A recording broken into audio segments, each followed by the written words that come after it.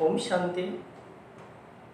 बहुत से लोग ये कहते हैं कि परमात्मा तो नाम रूप से न्यारा कहते हैं, लेकिन वास्तव में परमात्मा नाम रूप से न्यारा नहीं है।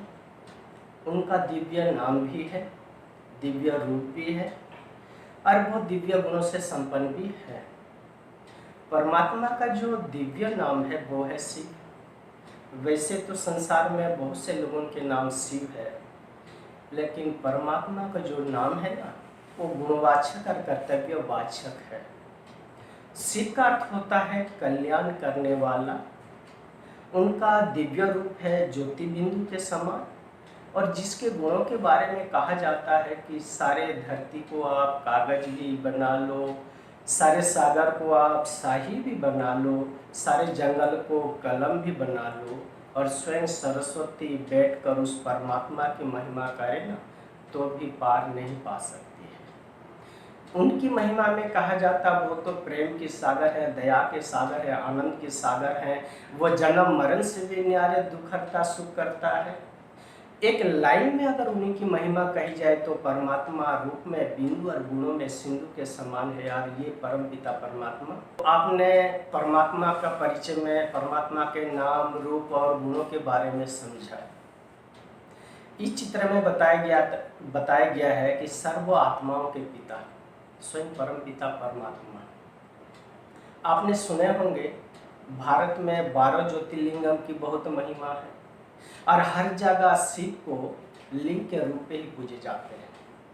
अब परमात्मा जो ज्योति स्वरूप है, जिनके बारे में क्राइस्ट ने भी कहा, क्या कहा? God is light.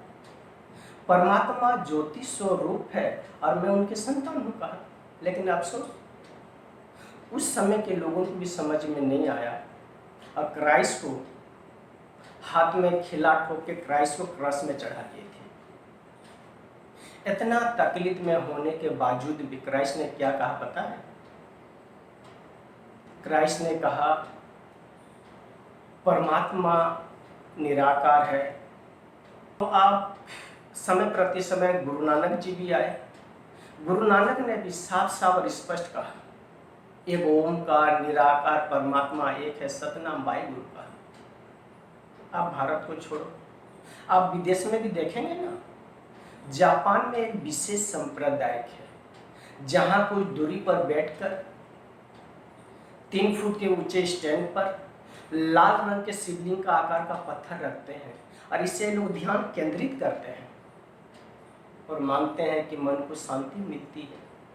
इसी प्रकार आप देखिए मुस्लिम भाई बहन ना, जब मक्का मदीना जाते हैं वहाँ आप देखेंगे वहाँ कांच के बक्स में शिवलिंग का आकार का पत्थर रखा गया है, जिसे लोग संगे असवद कहते हैं या नूर-ए-लाही भी कहते हैं। जब तक उस पत्थर की परिक्रमा नहीं लगा लेते तब तक हज यात्रा पूरी नहीं मानते।